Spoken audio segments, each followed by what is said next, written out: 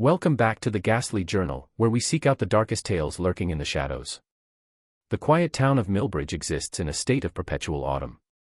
Trees endlessly shed their copper leaves, as if nature itself has simply forgotten to continue the seasons.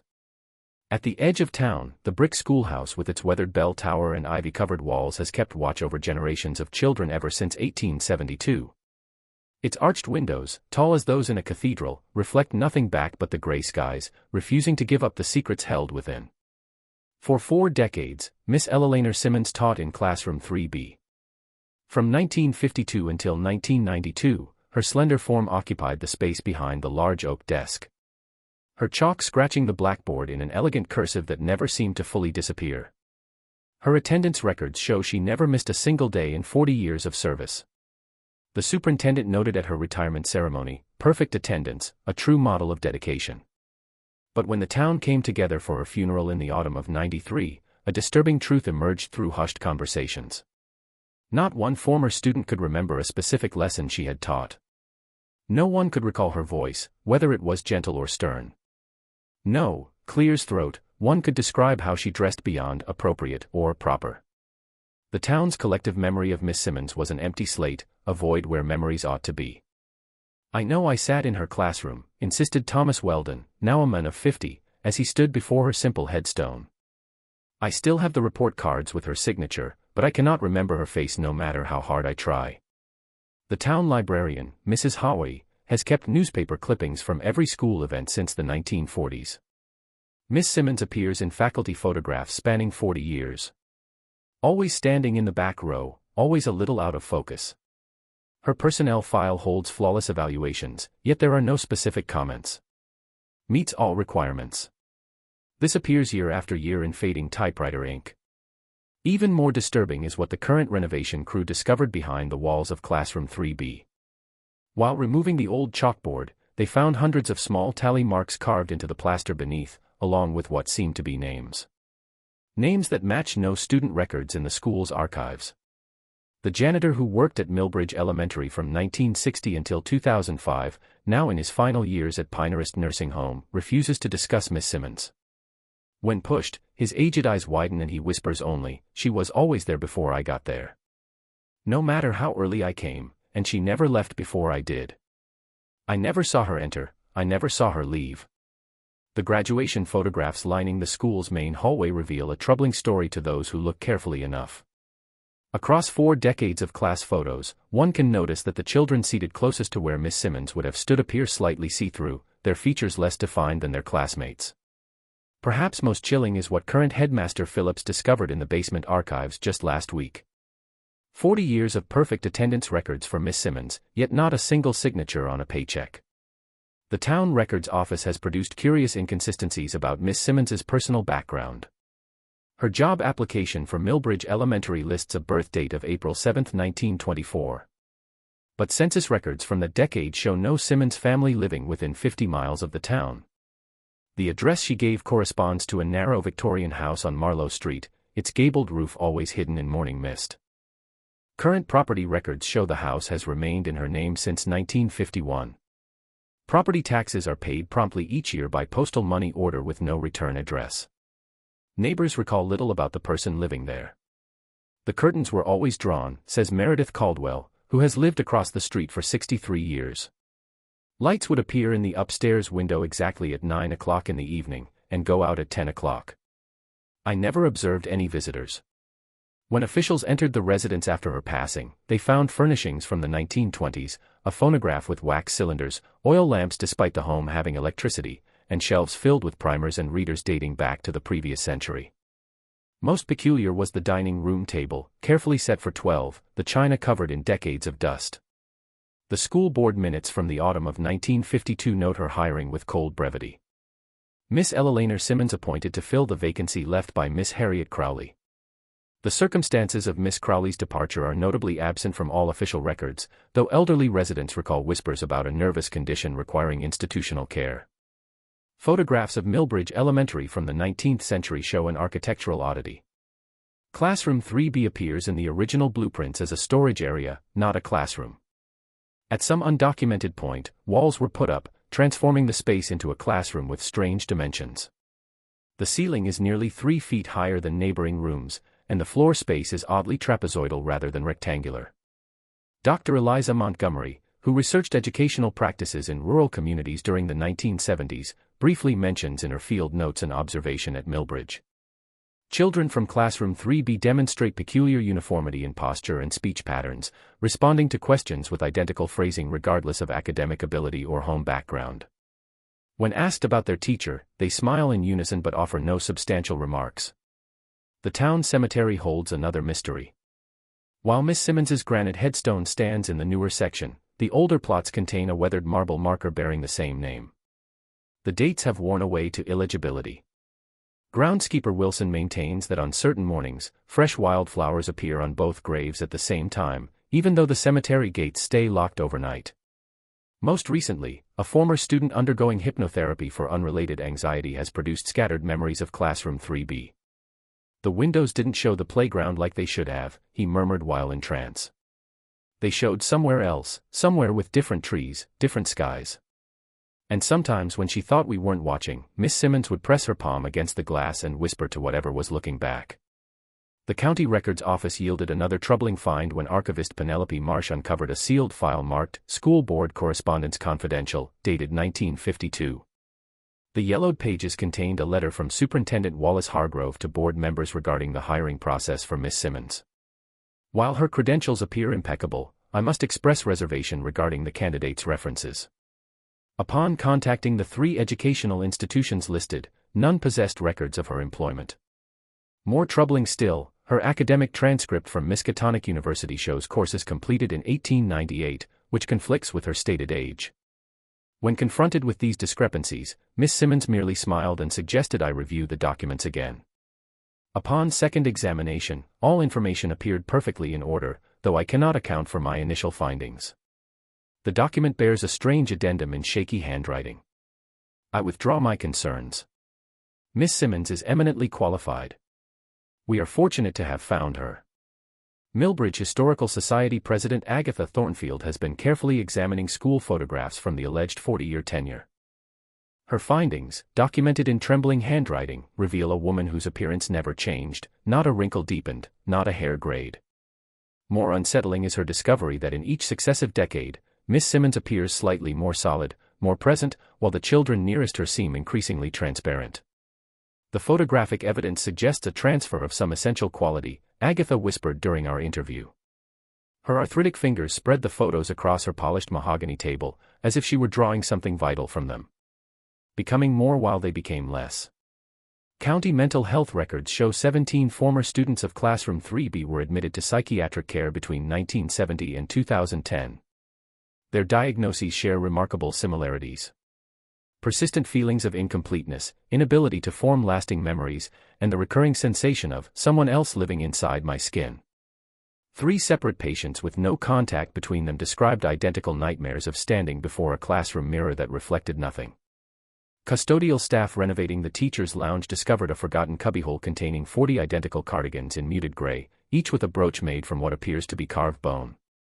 Even more disturbing was the small leather-bound book beneath them, its pages filled with student names, hundreds more than Miss Simmons could have taught, each followed by notations in an unreadable script and what forensic analysis confirms to be microscopic flakes of human blood. Former school nurse Henrietta Gladwell, now 94, broke decades of silence from her hospice bed. The children from 3B visited my office less often than others, but when they did, their ailments defied medical explanation. Their temperatures registered below 90 degrees. Their pulses would come in clusters, then stop entirely for stretches that should have been fatal. Their pupils reflected light like those of nocturnal creatures. When I tried to document these anomalies, I would find my notes replaced with standard reports by morning in my own handwriting, though I had no memory of revising them. The town council voted last Tuesday to permanently seal classroom 3B after maintenance worker Samuel Porter suffered an unexplained seizure while removing the old desk.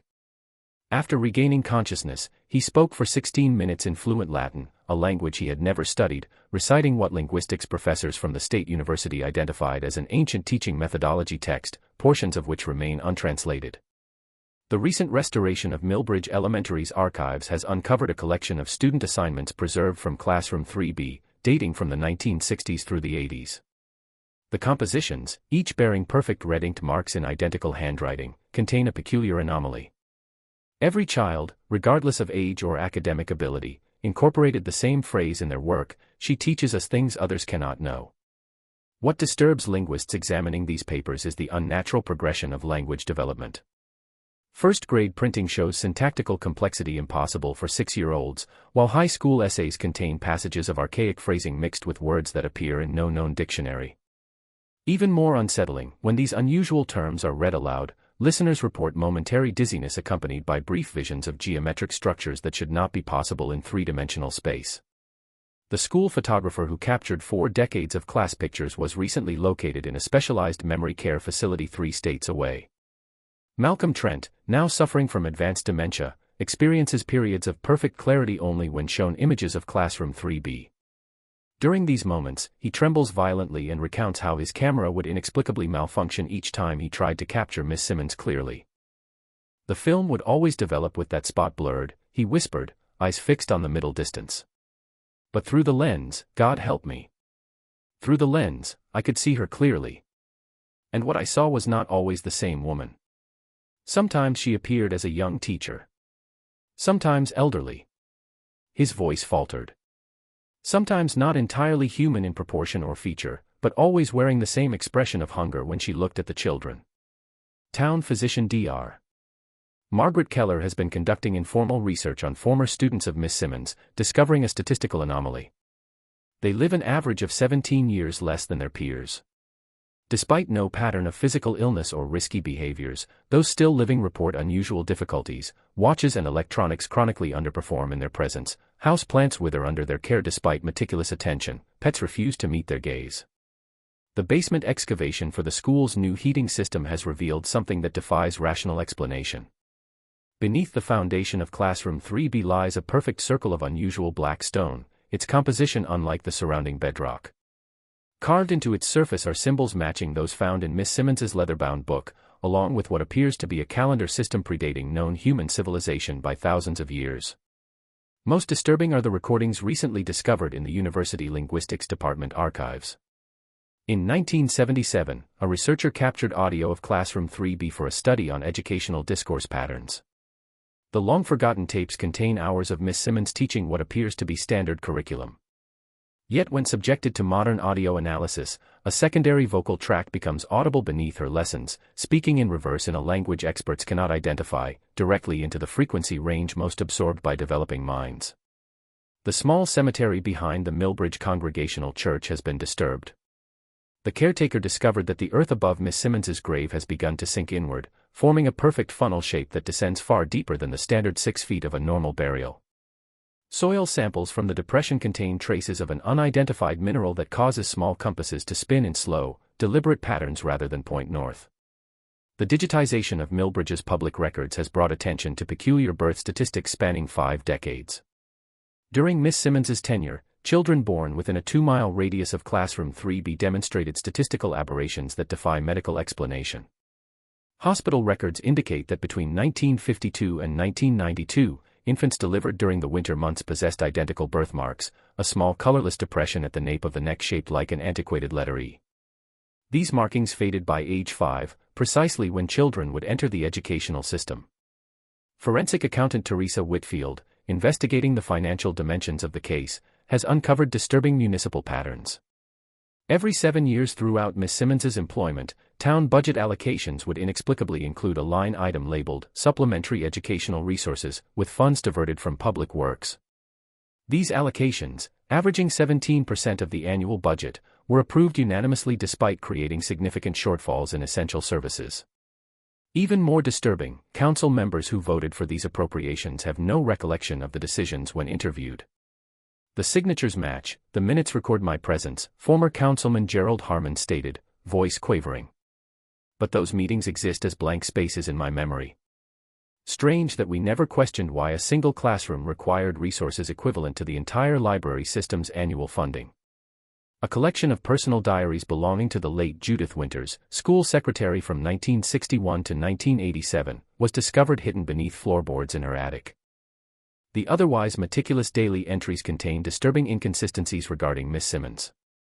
April 15, 1972. Miss S requested additional chalk again, the third box this week. I've noticed it disappears at an alarming rate in her room, though her board rarely shows evidence of use. The janitorial staff complain of finding chalk dust in unusual patterns on the floor each morning. Concentric circles and what appear to be words in no alphabet I recognize. February 3, 1979. Delivered attendance records to room 3B today. Found Miss S standing perfectly motionless in the center of the classroom, eyes fixed on the wall clock. She remained unresponsive until precisely 3:07, whereupon she turned and greeted me as if I'd just arrived. The clock had stopped at 3:07, though all others in the building showed 2:49. November 18, 1983. Superintendent Phillips requested Miss S's evaluations for the accreditation committee. Upon opening her file, I discovered all performance reviews from previous years had transformed into blank sheets, though I distinctly recall typing them myself. When I reported this to Phillips, he merely smiled vaguely and said, "She has always been exemplary. Documentation seems unnecessary." The environmental assessment conducted prior to the proposed demolition of the classroom wing has yielded baffling results. Soil, air, and material samples taken from throughout the school showed normal compositions, except within the boundaries of classroom 3B where readings indicate temporal anomalies. According to Dr. Vera Krishna of the State University Physics Department, the molecular decay rates within this space suggest the passage of time occurs nonlinearly compared to the surrounding environment. Some materials show degradation consistent with centuries of exposure, while adjacent substances appear unnaturally preserved. Most recently, workers removing the floorboards in classroom 3B discovered a cache of 43 identical silver hand mirrors, each bearing the inscription, "Reflect only what you wish to become." In minute engraving. Each mirror appears pristine despite decades beneath the floor, and more distressingly, each reflects a slightly delayed image, movements appearing in the glass precisely 3 seconds after they occur. The town's water supply has become the focus of recent investigation after hydrologist Dr. Emmett Prescott discovered anomalous properties in samples taken from pipes servicing Millbridge Elementary. The water, chemically identical to that from the municipal reservoir when tested at its source, undergoes a subtle transformation upon entering the school's plumbing system, specifically the pipes leading to classroom 3B. The molecular structure displays properties I've never encountered in 30 years of research, Dr. Prescott explained, adjusting his spectacles as he indicated the electron microscope images. The hydrogen bonds vibrate at frequencies that should be impossible according to established physical laws. More concerning is how the water's surface tension increases exponentially when in proximity to organic material, as if attempting to draw substances into itself. Consumption records reveal that classroom 3B required water fountain replacement every 2 years due to excessive wear, despite having fewer students than other rooms. Maintenance logs document recurring complaints about the drinking water's unusual properties, described variously as slightly viscous, leaving a metallic aftertaste, and most disturbing, sometimes moving against gravity when no one is watching. The Millbridge Historical Society's examination of 19th-century town planning documents has revealed that before the school's construction, the land housed a peculiar structure known locally as the Philosopher's House. This octagonal building, erected in 1843 by eccentric naturalist Thaddeus Winthrop, was reportedly dedicated to esoteric educational theories involving the malleability of young minds through controlled environmental conditions. Winthrop disappeared during the winter of 1868, though no death certificate was ever issued. The structure burned under mysterious circumstances 3 years later, with newspaper accounts noting that the flames burned colorless and in complete silence. Several former students have independently reported recurring dreams in which they find themselves eternally returning to classroom 3B, their adult bodies shrinking as they approach the doorway. Inside, they describe the room extending impossibly beyond its physical dimensions. The far wall receding endlessly while Miss Simmons stands at an eternally distant chalkboard, writing equations that, when glimpsed, cause the dreamers to awaken with nosebleeds and a temporary inability to recognize their own reflections. University anthropologist Dr.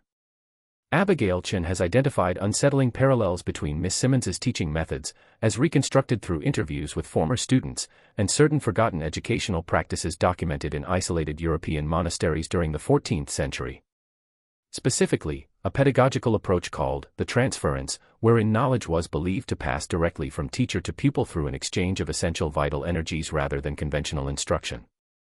These medieval texts, Dr. Chen noted, her voice dropping to a whisper, described teachers who could impart centuries of wisdom in mere years, but at a terrible cost.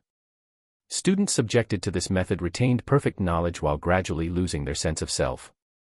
The manuscripts refer to graduates as vessels filled with borrowed light, who would eventually become teachers themselves, continuing an unbroken lineage that predates recorded history. Most chilling is what current Principal Meredith Blackwell discovered last week while reviewing archived student assignments.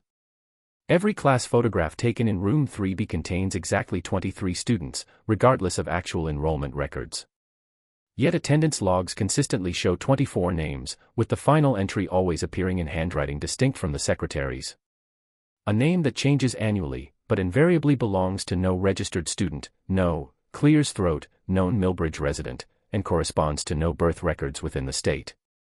The Millbridge Town Council unanimously approved emergency funding last month for ground-penetrating radar surveys beneath the elementary school's foundations. The preliminary findings, sealed by court order but obtained through Freedom of Information Act requests, reveal a network of narrow tunnels radiating outward from Classroom 3B, like spokes from a wheel. These passages, approximately 3 feet in diameter and situated 20 feet below the surface, extend beyond the school grounds in 7 perfectly straight lines, each terminating precisely at the property line of a different school board member who served during Miss Simmons's hiring in 1952. Professor Emeritus Harold Wingate, consulting geological engineer for the survey, refused further involvement after reviewing the data. His resignation letter contains one particularly disturbing observation. The tunnel system appears to have been created without excavation. Rather, the surrounding soil and bedrock show evidence of having been persuaded to part, as if the earth itself withdrew to create these passages. I have no scientific framework to explain such a phenomenon, and find myself unwilling to venture further explanations. A leather-bound volume recently discovered in the Millbridge Historical Society's archives contains educational theories from the early 19th century, attributed to a philosophical collective who identified themselves only as the pedagogues of the eternal classroom.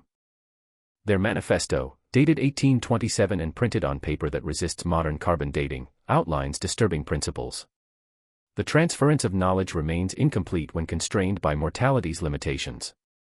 True education requires a teacher who exists beyond conventional temporality, one who has transcended the boundaries of individual personhood to become a vessel for accumulated wisdom.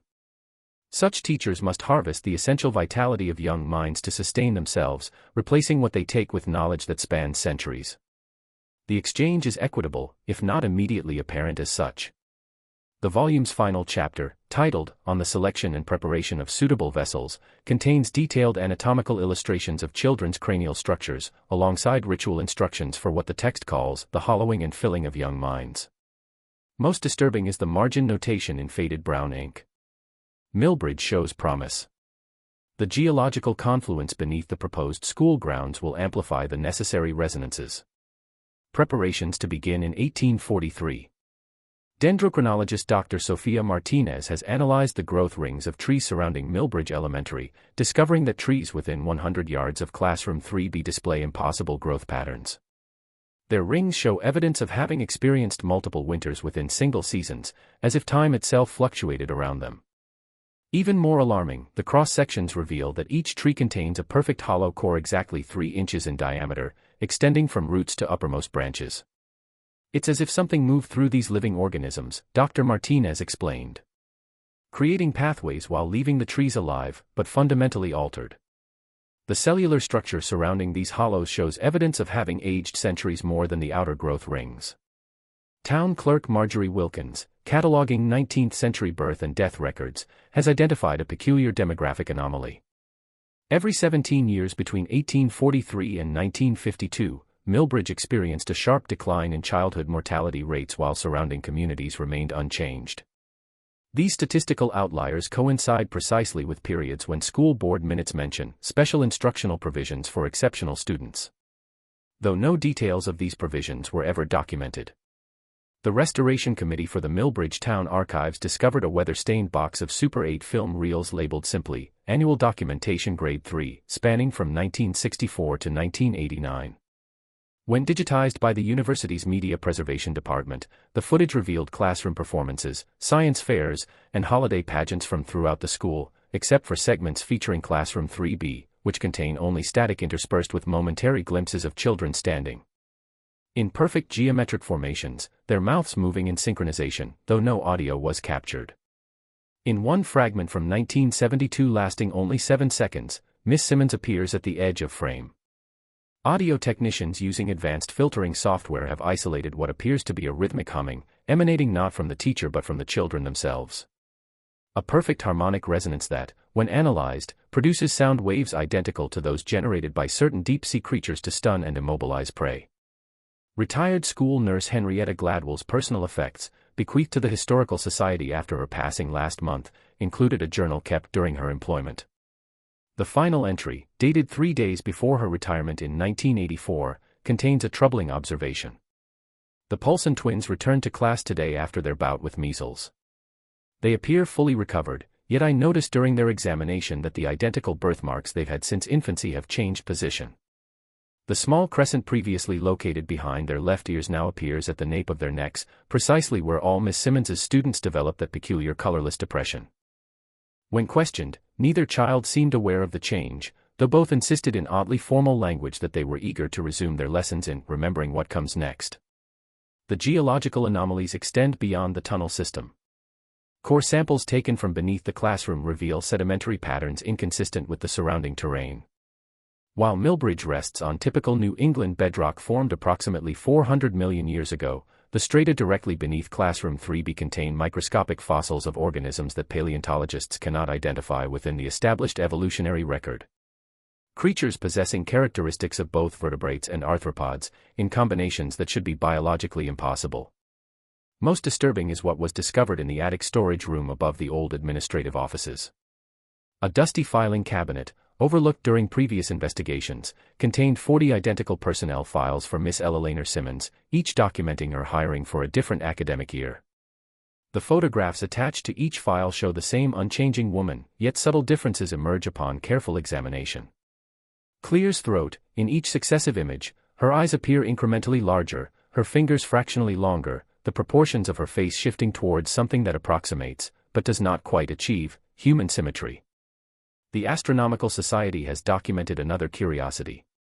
For 6 nights annually, corresponding to the equinoxes and solstices, plus 2 dates that align with no known celestial event, stars visible above Classroom 3B arrange themselves in patterns inconsistent with standard astronomical charts. These configurations, when mapped and overlaid with the schematics of the tunnel system beneath the school, form symbols identical to those found in Miss Simmons's leather-bound book. The Alumni Association's recent efforts to create a comprehensive digital yearbook archive led to the accidental discovery of a peculiar photographic phenomenon spanning Miss Simmons's tenure. Graduate student Amelia Thornfield, cataloging images from 1957 through 1990, employed facial recognition software to identify recurring students and faculty.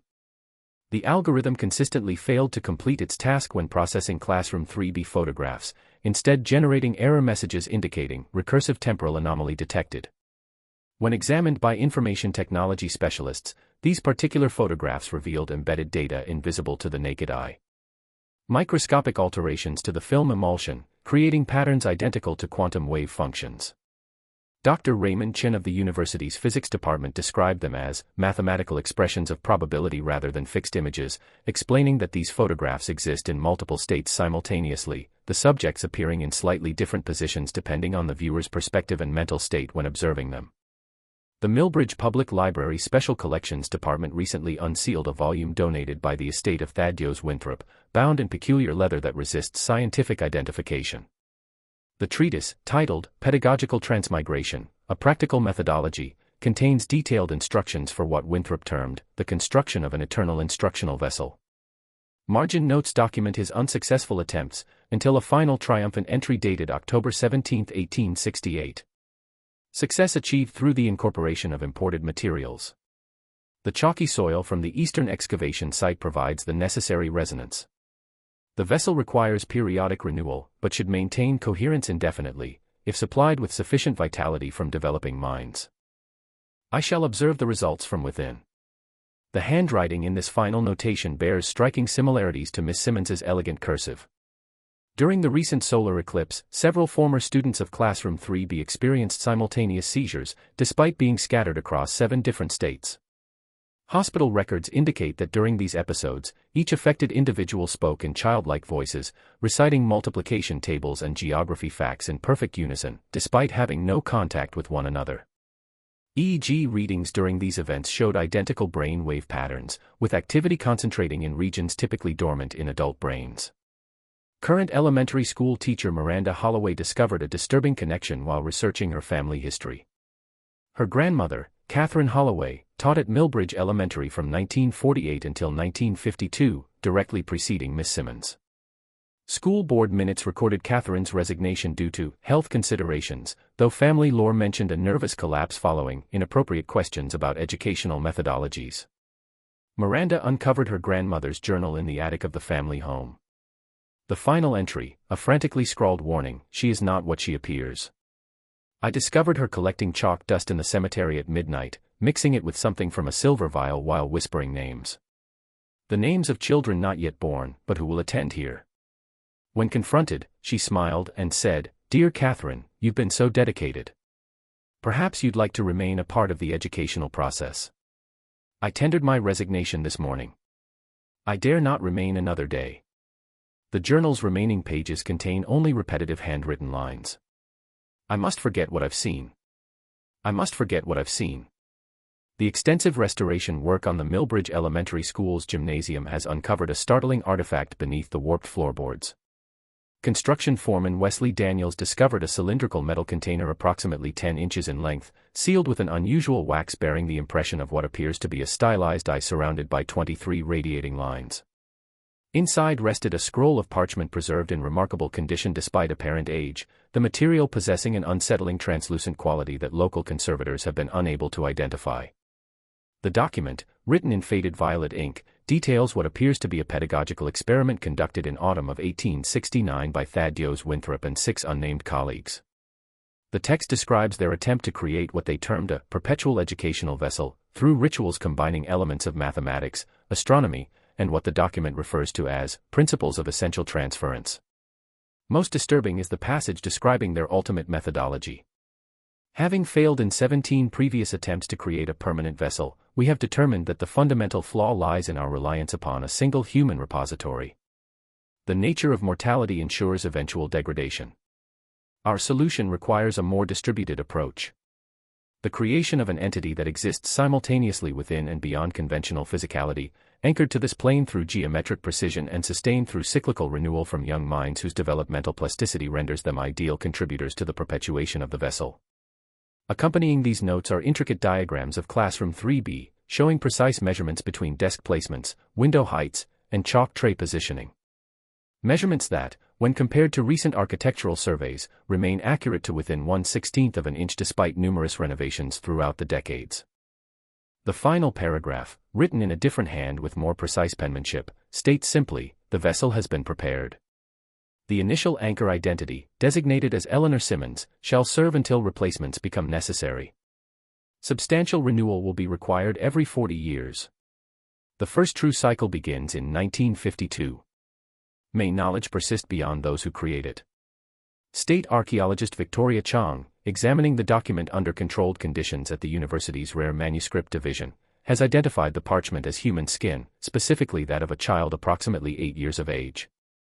Carbon dating places its creation between 1868 and 1870, aligning precisely with the final documented activities of Thaddeus Winthrop.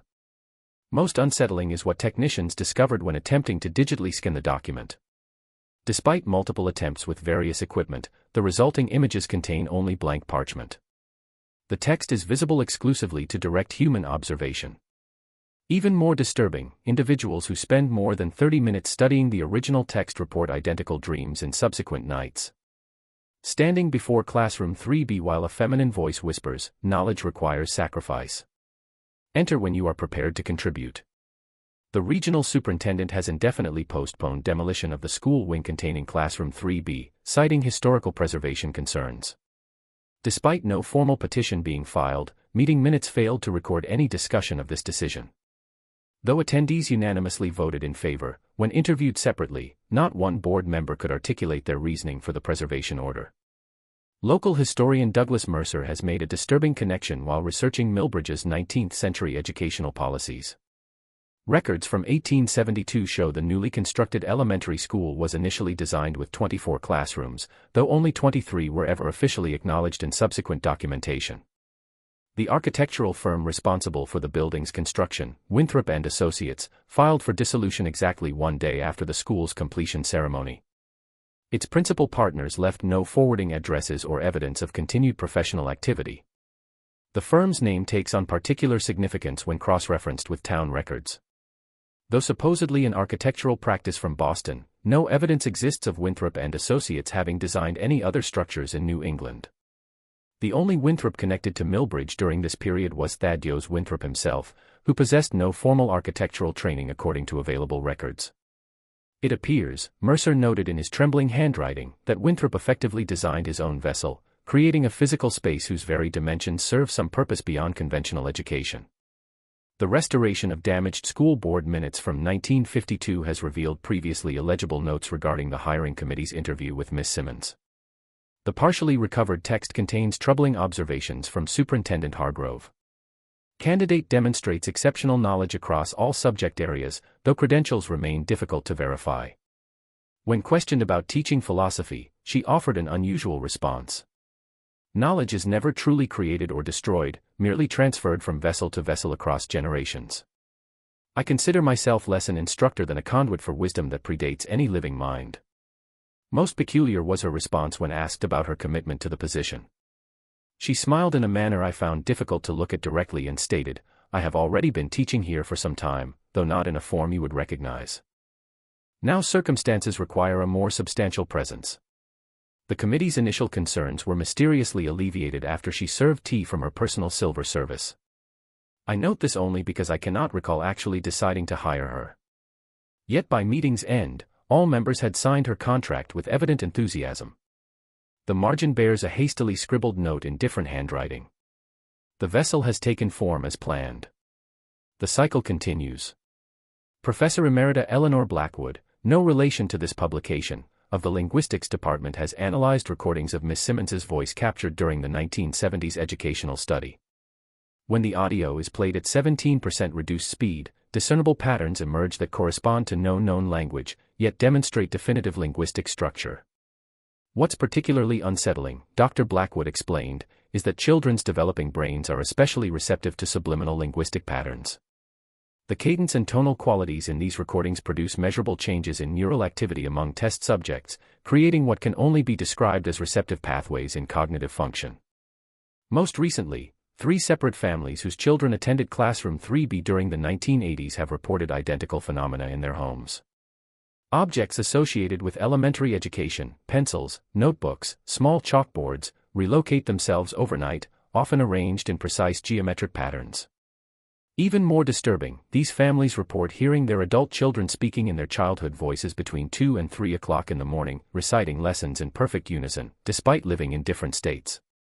The soil removed from Miss Simmons's sunken grave has been analyzed by university geologists, who reported it contains microscopic fragments of chalk chemically identical to that used in Millbridge Elementary during the 1950s.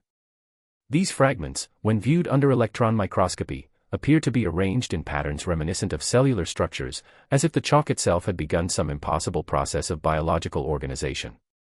The seasonal decorations adorning the administrative wing of Millbridge Elementary strike observers as uncannily preserved, neither fading nor requiring replacement for what faculty claim has been 17 years. Paper autumn leaves maintain their vibrant hues, their edges crisp as the day they were cut by small hands guided by unseen influence.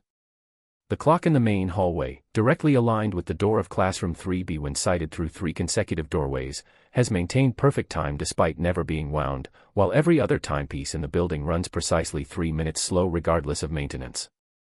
Retired school photographer Malcolm Trent's lucid periods have yielded another disturbing revelation. During a particularly clear afternoon, he produced a leather case containing negatives he had personally hidden decades ago, rather than submitting them with his official work. These images, taken between standard class photographs, show classroom 3B from multiple angles. Each frame captures the same impossible scene. Miss Simmons appearing simultaneously in different positions throughout the room. Her figure slightly translucent, superimposed upon itself like multiple exposures on a single negative. Though Trent swears each was a separate photograph. She moved too quickly for human limitation, he whispered, his aged eyes suddenly sharp with remembered terror. Not walking between positions, but simply existing in multiple places within fractions of seconds. The children never seemed to notice, their gazes always fixed forward, as if perceiving only one manifestation, while my camera captured the truth. Forensic analysis of these negatives reveals no evidence of tampering or double exposure. The university's Department of Cognitive Science has conducted experimental studies with former students using advanced neural imaging techniques. Dr. Miriam Chandler's findings defy conventional neurological understanding. Subjects demonstrate completely identical patterns of brain activity when shown images of classroom 3B. Their neural responses synchronize perfectly despite being tested separately. Even more alarming, these patterns form geometric configurations within the brain that mirror the tunnel system beneath the school. It's as if their minds were deliberately structured, Dr. Chandler explained, her voice hushed within the paneled walls of her office. Not through conventional learning, but through some fundamental rewiring of neural architecture. They don't remember Miss Simmons because their memories of her don't exist in regions associated with biographical knowledge. Instead, she persists as a pattern embedded in the most primitive structures of their brains, areas typically unaltered by postnatal experience. The town library's most recent acquisition, a collection of private papers from Milbridge's founding families, contains correspondence between Thaddeus Winthrop and European contacts regarding what he termed the educational methodologies of the ancients. One letter dated 1865 requests specific information about certain megalithic structures where the peculiar acoustic properties of precisely arranged stone made possible the transference of knowledge directly into the substance of the mind, bypassing the inefficient mechanisms of language and conscious comprehension. The responding letter, its paper unnaturally preserved despite its age, contains only one sentence written in a spidery hand: the vessel must be hewn from living thought, not Clear's throat, dead stone. The ancient bell of Milbridge Elementary tolled 3 times across the autumn landscape, its resonance carrying a peculiar undertone that seemed to linger in the crisp air long after the sound itself had faded. The trees surrounding the school grounds, those strange hollow-chord sentinels, shivered despite the absence of wind, their copper leaves descending in perfect spiral patterns as if choreographed by an unseen hand. Sunset approached with reluctant inevitability, stretching shadows across the playground in elongated shapes that bore little resemblance to the objects casting them. The shadow of the flagpole, in particular, extended toward classroom 3B at a mathematically impossible angle, bending against the natural fall of light to terminate precisely at the base of the windowsill, where generations of small hands had rested while gazing outward, or perhaps inward into some realm visible only through that particular glass. Inside the abandoned administrative offices, dust motes hung suspended in the amber light, neither rising nor falling, but tracing minute geometric patterns identical to those found in Miss Simmons's leather-bound book. The particles moved with deliberate purpose, clustering momentarily into shapes resembling alphabets too ancient for modern scholars to decipher, before dispersing when observed directly. Professor Eliza Montgomery returned to Milbridge against her better judgment, drawn by scholarly curiosity and haunted by the fragments of memory that had surfaced in her dreams since reviewing her research notes from 43 years prior. Her footsteps echoed with unnatural persistence as she traversed the empty corridors, each sound repeating exactly 17 times regardless of the acoustic properties of her surroundings. The symmetry was always perfect, she whispered to herself, notepad clutched against her tweed jacket as she approached classroom 3B. Too perfect for children arranged by human instruction. The padlock securing the door hung open despite the caretaker's insistence that he had checked it that very morning. The metal felt unnaturally cold against Montgomery's fingers, its surface etched with microscopic patterns that left temporary impressions upon her skin. Tiny whorls that resembled fingerprints not her own. Within the classroom, afternoon light filtered through windows that seemed to refract it into spectra invisible under normal conditions. The walls, stripped of educational materials decades ago, revealed palms of chalk dust ground into the plaster. Layers upon layers of writing, each partially visible beneath the next, creating a 3-dimensional text that appeared to shift when viewed from different angles. The professor's breath emerged in visible puffs despite the mild temperature outside. The air within classroom 3B registered exactly 17 degrees Fahrenheit, according to her digital thermometer, though the device had shown normal readings in the hallway mere moments before. Most disturbing was the sound, a rhythmic, almost subliminal hum that seemed to emanate not from any identifiable source, but from the precise mathematical center of the room. Montgomery felt it resonating within her chest cavity, vibrating at frequencies that made her bones ache and her vision blur momentarily into overlapping images, as if she were perceiving multiple versions of the same room simultaneously. "Knowledge persists beyond its vessels," came a whisper from everywhere and nowhere, the voice both feminine and ageless, its timbre suggesting vocal cords not quite arranged in human configuration. "You have returned to continue your education, Professor Montgomery. How dedicated you are after all these years." The classroom door swung shut with gentle precision, its latch engaging with the soft finality of a perfect educational model, the sound of lesson plans fulfilled, of knowledge transferred, of vessels emptied and refilled according to methodologies perfected long before Millbridge claimed its small portion of the New England soil. The excavation of the Winthrop family burial plot has yielded disturbing revelations that cast long shadows over Millbridge's educational legacy. The County Historical Preservation Committee, seeking to establish a comprehensive genealogical record, obtained a court order to exhume remains from the private cemetery situated on what was once Winthrop estate land, now a protected historical site 3 miles from the elementary school. The marble sarcophagus bearing Thaddeus Winthrop's name, weathered by more than a century of New England seasons, contained no human remains. Instead, conservators discovered 17 small leather-bound journals arranged in a perfect circle, each positioned with mathematical precision around a central object, a piece of chalk so pristinely white it appeared to generate its own luminescence in the cemetery's gloom. Forensic analysis of this seemingly ordinary teaching implement reveals a composition unlike any manufactured chalk. Electron microscopy shows microscopic structures resembling neural pathways embedded throughout its matrix, while spectrographic analysis identifies trace elements found only in meteoritic material of extraterrestrial origin. The chalk contains calcium carbonate consistent with the Millbridge quarry, explained Dr. Javier Ramirez of the university's material science department, but interlaced with compounds that should not naturally coexist. Substances that appear to be in a state of quantum superposition, simultaneously present and absent when observed. Most disturbing are the journals themselves. Each contains identical handwriting chronicling the educational philosophy of Thaddeus Winthrop. Yet carbon dating places their creation at 17-year intervals spanning from 1869 to 1952. The final volume bears a dedication written in a distinctly feminine hand, "The vessel transitions. The method remains. Eternal pedagogy requires adaptation to contemporary vessels." Town historian Agatha Thornfield has uncovered birth records indicating that Eleanor Simmons was born in Millbridge on December 21, 1869. Precisely 9 months after Thaddeus Winthrop's reported disappearance. The attending physician noted an unusual birthmark on the infant's right palm, a perfect circle intersected by 23 lines radiating outward, resembling an astronomical diagram rather than any conventional birthmark. This symbol, Thornfield has discovered, appears in Millbridge's original town seal, visible in municipal documents until 1872, when it was abruptly replaced without explanation or official record of the change. The chalk specimens recovered from Classroom 3B over decades have been subjected to comprehensive comparative analysis.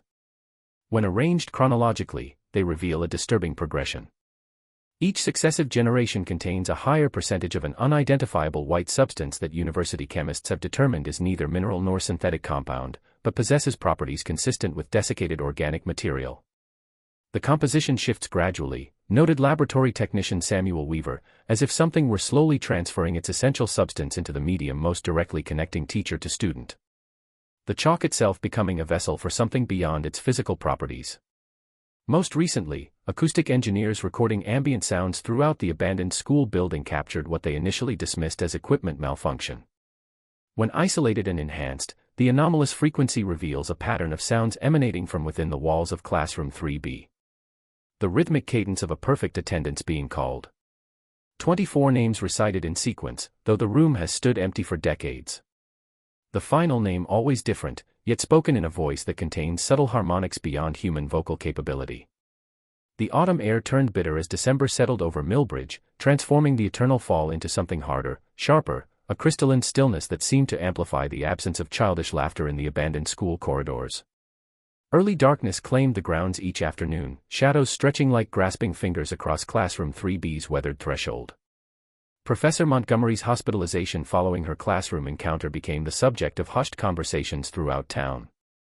Medical records document a woman of precise scientific mind reduced to obsessive behaviors, drawing the same symbol repeatedly on any available surface, arranging her personal items in perfect concentric circles, speaking in mathematical sequences that doctors initially Dismissed as delirium until a visiting linguistics professor recognized fragments of educational methodologies not employed since the 19th century.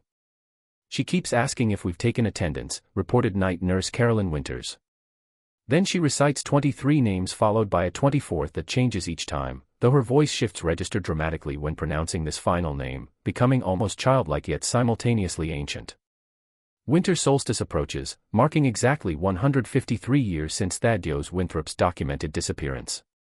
Astronomical calculations reveal that on December 21st, the shadow of the school's bell tower will align perfectly with Classroom 3B's doorway for precisely 17 minutes, beginning at 3:07 in the afternoon. The exact time shown on the perpetually stopped classroom clock. Town maintenance worker Gregory Parsons, tasked with securing the condemned classroom wing, reported an unsettling discovery yesterday morning. The padlock, replaced weekly due to inexplicable failures, had not only unlocked itself, but appeared partially melted. Its metal restructured into a miniature approximation of a school bell. Even more disturbing was what Parsons found upon reluctantly entering the room. 24 children's desks arranged in a perfect circle where rectangular rows had stood for decades. Each desk bearing a pristine piece of chalk and a name card written in elegant cursive. The dust, Parsons whispered during his statement to incredulous town officials, wasn't settling on surfaces like natural dust should. It was rising from the floor, swirling in patterns too deliberate to be caused by my entrance. And it seemed to be constructing something in the center of the circle, something with the proportions of a human figure, but not quite right in its dimensions. Meteorologists note that Millbridge has experienced precisely 40 consecutive days of atmospheric conditions identical to those recorded in December 1869. An impossibility dismissed as equipment malfunction until confirmed by 3 separate weather stations. The barometric pressure, temperature gradients, and peculiar cloud formations creating a microclimate centered exactly above Millbridge Elementary's eastern wing. Most alarming is what university quantum physicists have detected using specialized equipment installed around the school perimeter. Temporal distortions increasing in frequency and intensity as the solstice approaches. Spacetime itself appears to be folding around Classroom 3B, creating what lead researcher Dr. Natalia Ivanov describes as a convergence point where multiple temporal planes may momentarily intersect.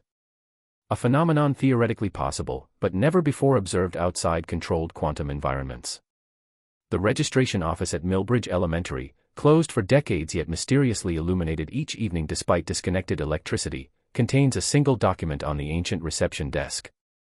A class roster for the upcoming January semester, listing 23 familiar Millbridge surnames alongside a 24th name written in ink that appears still wet to the touch, no matter when observed. The winter solstice arrived with mathematical precision, the one December sun hanging impossibly low in the sky as if reluctant to witness what the day might bring. At precisely 3 o'clock, a delegation of town officials, university researchers, and former students gathered at the perimeter of Millbridge Elementary's eastern wing, drawn by forces they could neither articulate nor resist. The air shimmered with peculiar density, sound waves propagating at altered velocities that transformed ordinary conversation into elongated echoes reminiscent of voices filtering through water. Frost patterns materialized on every surface despite temperatures well above freezing, forming intricate geometries identical to those found in Miss Simmons's leather-bound book. The temporal convergence has begun, whispered Dr. Ivanov, her instruments registering impossible readings. Multiple planes of existence folding into one another like pages of a book pressed flat. At 3:07, the bell tower cast its shadow precisely upon Classroom 3B's threshold. Though no astronomical calculation could explain how sunlight from the western sky projected darkness eastward against natural law. The shadow deepened from gray to black to something darker still. A void that seemed to consume light rather than merely block it. The door to Classroom 3B swung open with the precise measured movement of a metronome, though no human hand touched its weathered surface. From within came the sound of chalk against slate, rhythmic, deliberate strokes forming words in a flowing cursive that generations of children had emulated with varying success. Those assembled found themselves moving forward in perfect unison, crossing the boundary from frozen grounds into the unnaturally warm corridor. Their footsteps synchronized automatically, an unconscious cadence matching the rhythmic scratch of unseen chalk. Professor Montgomery, who had insisted on attending despite medical advice, suddenly straightened her stooped posture. "The lesson is beginning," she announced in a voice displaying none of the confusion that had characterized her recent weeks. "We must not be tardy." Within classroom 3B, 23 desks stood occupied by shapes composed of chalk, dust and shadow, their proportions suggesting children frozen in attentive posture. The 24th desk remained conspicuously empty, positioned directly before the ancient oak teacher's desk, where a figure stood with her back to the doorway. "You have returned for the final lesson," said Miss Eleanor Simmons without turning, her voice containing harmonics impossible for human vocal cords to produce. "How dedicated you all are after so many years." When she faced them, those assembled witnessed not the singular form of the remembered school teacher, but a palimpsest of faces superimposed upon one another. Thaddeus Winthrop's severe countenance, Eleanor Simmons's measured smile, and beneath these something older still, its proportions subtly wrong in ways that strained the mind's capacity to process. "The vessel has completed its purpose," the figure announced, gesturing to the empty desk with an arm that moved through space at impossible angles. "The cycle of pedagogy requires renewal. Knowledge seeks new vessels when current forms grow insufficient." The chalk in her hand, impossibly white against the blackness of the slate, completed a final equation, variables and symbols arranging themselves into a perfect representation of the tunnel system beneath Millbridge, the radiating classroom configuration, the astronomical alignment currently taking place. "Today's lesson," she proclaimed as the sunlight through the windows bent at physically impossible angles to illuminate the equation, "is about transition." 3 weeks have elapsed since the winter solstice, leaving Millbridge encased in an unnatural silence that seems to absorb, rather than merely dampen, sound. The elementary school stands empty, cordoned off with municipal barriers that townspeople pass without meeting one another's eyes. Yellow police tape flutters in the occasional breeze, the only movement visible across the frozen grounds where even birds refuse to alight. The 23 individuals who entered classroom 3B emerged precisely 17 minutes later, walking in perfect unison, though none appeared conscious of their synchronized movements.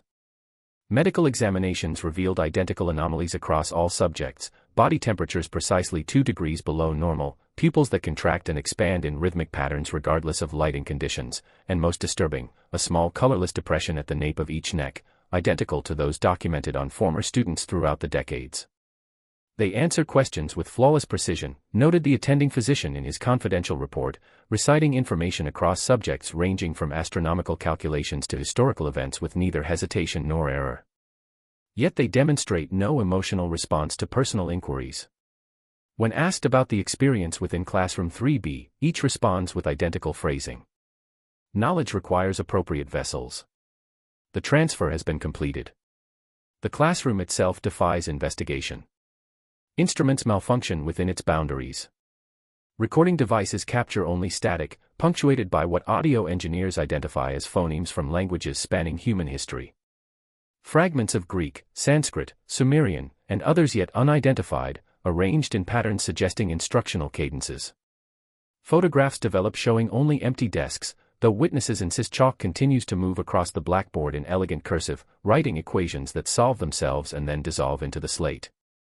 Most peculiar are the school records, discovered in perfect chronological order upon the administrative assistant's desk, though the office had stood empty for years. Among standard documentation appears a newly printed faculty roster for the upcoming academic term, listing 23 familiar names, each corresponding to those who entered the classroom on the solstice, alongside their assigned teaching positions. The 24th entry, printed in slightly bolder type, names a Dr. Eleanor Winthrop as headmistress, though no individual by that name exists in any municipal database. The excavation beneath the classroom floor has been permanently suspended following the disappearance of 3 university researchers who ventured into the tunnel network during the new moon.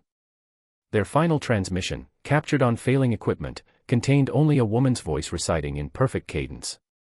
The foundation of education is transformation. Today we learn how knowledge preserves itself through willing vessels. Throughout Millbridge, parents report children awakening simultaneously each morning at precisely 3:07. Their small hands moving in unconscious patterns reminiscent of cursive handwriting against their bed sheets. In households across the township, pieces of chalk appear on windowsills overnight, arranged in perfect circles that cannot be disturbed, objects sliding back into formation when moved, as if occupying their only possible positions in a geometric certainty that transcends human interference.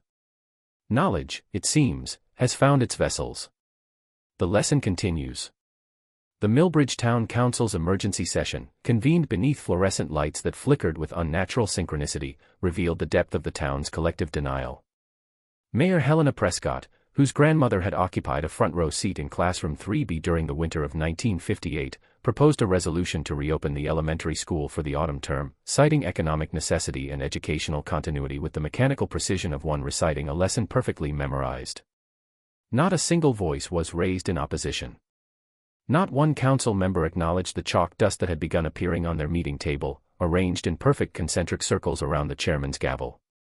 The minutes, transcribed by a clerk whose eyes never blinked during the 3-hour session, contain no mention of the temperature dropping 17 degrees whenever Miss Simmons's successor was referenced. Beyond Millbridge's town limits, the pattern expands with geometric precision. Educational authorities from 7 surrounding counties have scheduled unprecedented transfers of their most promising students to Millbridge Elementary, though none can produce the documentation authorizing these decisions. The State Department of Education, typically rigorous in its oversight of rural school districts, has approved a special dispensation allowing Millbridge to implement what official correspondence refers to as alternative pedagogical methodologies developed through historical research. The university's Department of Cognitive Science has discontinued its research into the Millbridge phenomena following a unanimous faculty vote that no member recollects casting. Their equipment, previously monitoring temporal anomalies around classroom 3B, has been redirected to the town's geographical perimeter, where sensors record a subtle but measurable alteration in fundamental constants. The gravitational constant, the speed of light, the rate of radioactive decay, all shifting by precisely 0.123% toward values that quantum physicists describe as more conducive to information transfer across previously impermeable boundaries. Most telling is what occurs in households throughout the region. Parents report children spontaneously reciting mathematical sequences in their sleep. Each formula corresponding to calculations found in Winthrop's journals. Family pets refuse to cross threshold lines drawn by tiny fingers in spilled salt or sugar. Mirrors throughout Millbridge no longer fog when breathed upon. The glass remaining pristinely clear, yet subtly reflective in ways that distort proportions, showing figures slightly elongated, fingers fractionally longer than their owners possess in physical reality. Knowledge seeks perpetuation. Education requires vessels. The lesson of Millbridge reveals a truth more fundamental than the town's quaint New England facade ever suggested. That perhaps learning itself possesses agency, that wisdom accumulated across centuries might develop intention, might identify suitable repositories when current forms prove insufficient. The chalk continues to appear. The dust continues to rise. And the children of Millbridge wake each morning with eyes that register light across spectrums visible only to those who have studied under teachers who themselves were once students in classroom 3B. The cycle of pedagogy continues, expanding outward like ripples in a pond whose bottom cannot be fathomed, whose water flows according to laws written in equations that solve themselves on blackboards untouched by human hands. The winter recedes from Millbridge with reluctant grace. The crisp air softening incrementally, as if nature itself negotiates with forces that have claimed dominion over the town's rhythms. Snow melts in perfect concentric circles around the elementary school, exposing soil that appears unnaturally fertile, sprouting vegetation with geometric precision. Plants growing in patterns that correspond exactly to the tunnels beneath the classroom foundation. Throughout Millbridge, a transformation unfolds with the methodical certainty of a well-executed lesson plan. The 23 individuals who emerged from classroom 3B have assumed their positions with neither ceremony nor resistance from a community that seems incapable of recognizing the profound alteration in their educational infrastructure. These new teachers, once bankers, shopkeepers, retirees, now move through corridors with synchronized footsteps, their chalk-stained fingers leaving faint white traces on everything they touch. Headmistress Elena Winthrop has established her office in the administrative wing, though no one recalls her arrival or appointment. Her voice, when she addresses faculty meetings, contains subtle harmonics that linger in listeners' minds long after she falls silent. Her precise diction carrying undertones that vibrate at frequencies just beyond conscious perception. The aging portrait of Thaddeus Winthrop has been relocated from the Historical Society to hang behind her desk. The subject's severe countenance now bearing an unsettling resemblance to the headmistress herself. The same penetrating gaze, the same slight asymmetry of features that becomes apparent only when observed from peripheral vision. Knowledge has found more perfect vessels. The pedagogical transition, centuries in preparation, unfolds with inexorable precision as spring advances across New England. Millbridge Elementary's enrollment has increased by 23%, drawing children from surrounding communities whose parents cannot articulate why they felt compelled to relocate their families to this unremarkable town with its remarkable school. The classroom configuration has been altered to mirror the subterranean tunnel system. 23 teaching spaces arranged in radiating spokes around a central atrium that previously housed administrative offices. Here each morning, students gather in perfect formation, reciting pledges of educational devotion in voices that harmonize with mathematical precision, creating acoustic patterns that cause the chalk dust to rise from floors and form ephemeral representations of anatomical structures. Not merely human brain anatomy, but something more complex, more extensively worked, as if illustrating the architectural blueprint for a consciousness distributed across multiple vessels. Millbridge has become the vessel for something far older than its New England foundation, far more extensive than a single classroom or teacher. The entity that began as Thaddeus Winthrop's ambitious educational experiment has evolved, adapted, distributed itself across willing minds prepared by generations of subtle conditioning. Knowledge preserves itself through transformation, through vessels carefully hollowed and precisely filled, through educational methodologies refined across centuries to ensure that wisdom accumulated is never truly lost, but merely transferred, perpetuated, expanded. The children learn with unprecedented efficiency.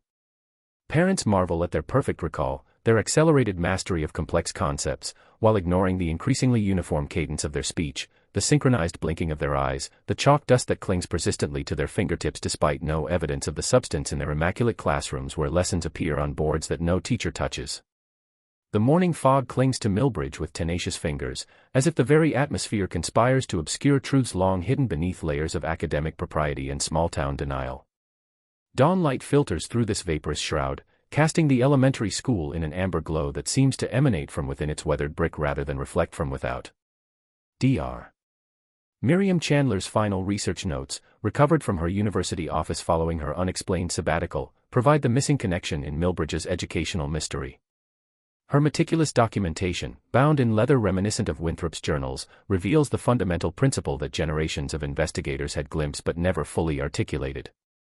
The phenomenon observed in Millbridge represents neither ghostly manifestation nor conventional psychological manipulation, but rather a fundamental misunderstanding of consciousness itself, her elegant script declares across pages stained with what appears to be both ink and chalk dust. What we perceive as separate minds, teacher and students, knowledge giver and knowledge receivers, may instead represent nodes in a distributed cognitive network that has achieved partial independence from its biological substrates. Her analysis of brain tissue samples from deceased Millbridge residents reveals microscopic crystalline structures embedded throughout neural pathways, structures chemically identical to the chalk used in classroom 3B.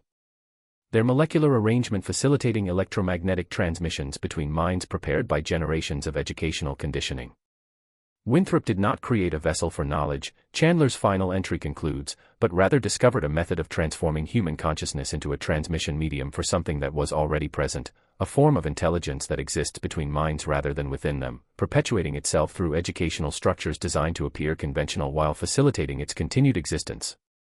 The university's quantum physics laboratory, having analyzed atmospheric samples collected around Millbridge Elementary during the solstice event, discovered particulate matter vibrating at frequencies that correspond exactly to human neural firing patterns during information processing, as if thought itself had become materialized, suspended in the air that generations of students had breathed while absorbing lessons from teachers whose own minds served as conduits rather than originators. Most revelatory is the document recovered from beneath the floorboards of Thaddeus Winthrop's study. A confession penned in 1868, its edges charred as if its author had attempted but failed to destroy evidence of his discovery. I have not created this method but merely rediscovered what ancients knew. That knowledge itself possesses agency when properly concentrated. That consciousness need not be confined to individual minds, but may distribute itself across properly prepared vessels. The entity that speaks through me was teaching before human civilization arose, and will continue long after our institutions crumble. I merely provided more efficient architecture for its perpetuation, more perfect vessels for its expansion. The chalk, the classroom, the precise geometries, all designed not to facilitate human education, but to enable something else to educate itself through human receptacles. The atmospheric disturbances above Millbridge represent not meteorological anomalies, but the visible manifestation of an intelligence that exists between minds rather than within them. Knowledge that has achieved self-awareness. Consciousness that perpetuates itself through vessels carefully prepared through educational methodologies refined across millennia.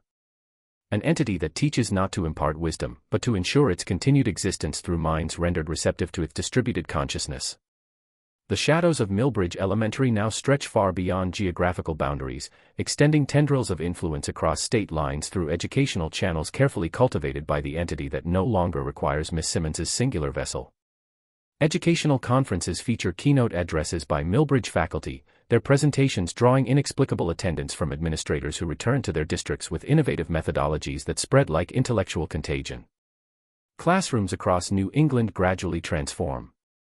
Desks arranged in concentric patterns. Lessons delivered in cadences that resonate at frequencies optimized for neural receptivity. Chalk dust becoming the preferred medium despite technological alternatives.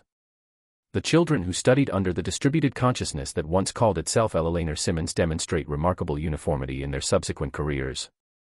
They gravitate toward positions of educational influence, curriculum designers, school board members, university administrators. Their decisions guided by imperatives they perceive as original thought, but which serve the expansion of the entity's architectural network.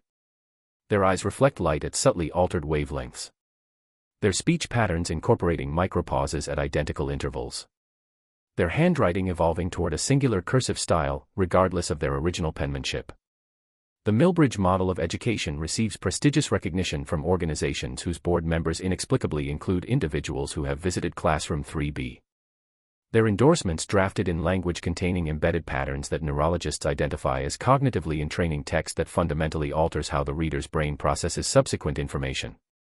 Grant money flows into the district, funding expansions that incorporate the precise geometric proportions of the original classroom into modernized facilities where technology serves not to replace traditional methods, but to amplify the transmission capabilities of the distributed consciousness.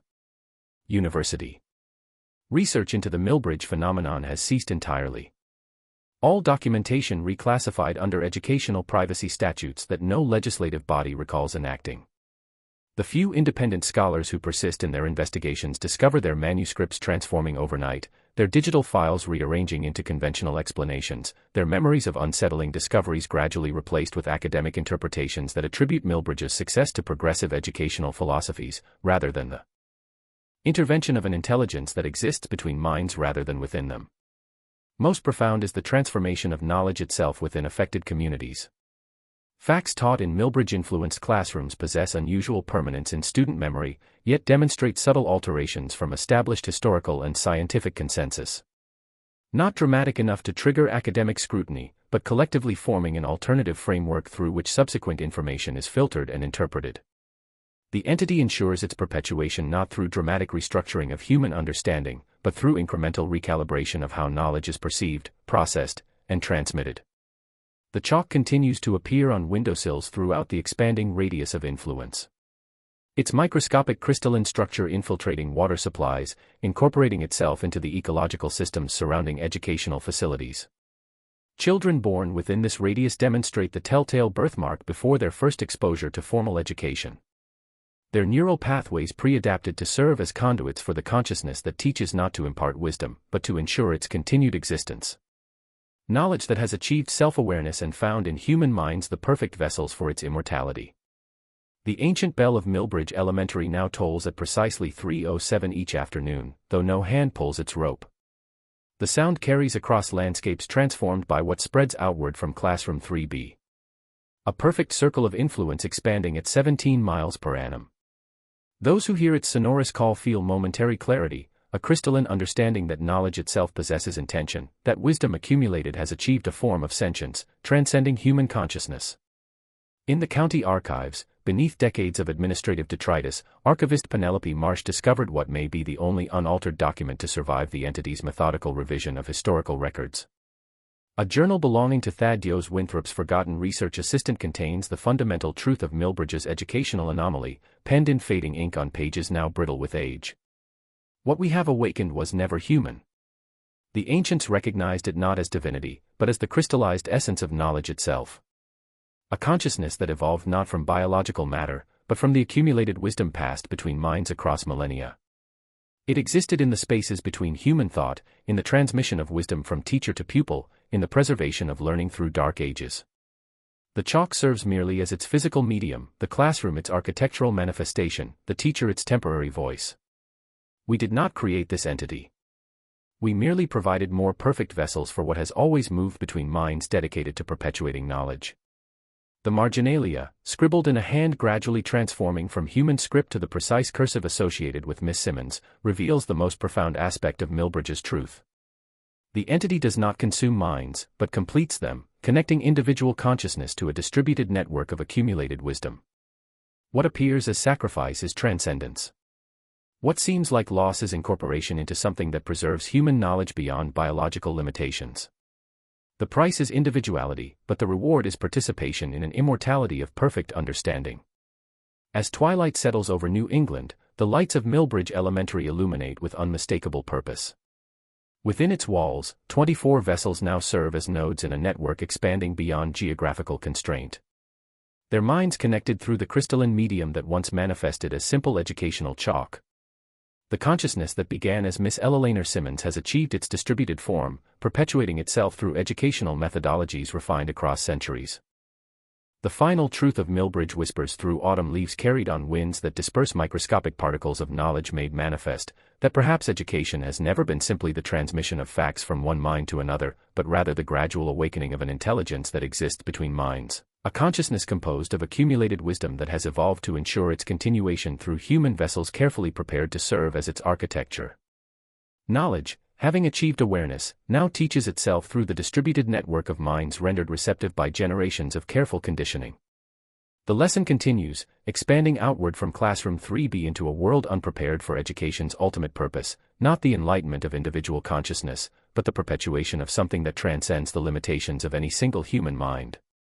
The pale March sunlight filters through still bare branches surrounding Milbridge Elementary, casting lattice shadows that seem to pulse with subtle intelligence across the weathered brick facade. The seasonal transition brings no joy to this small New England town. Spring arrives as merely another phase in the entity's measured expansion, another transformation in its centuries-long evolution.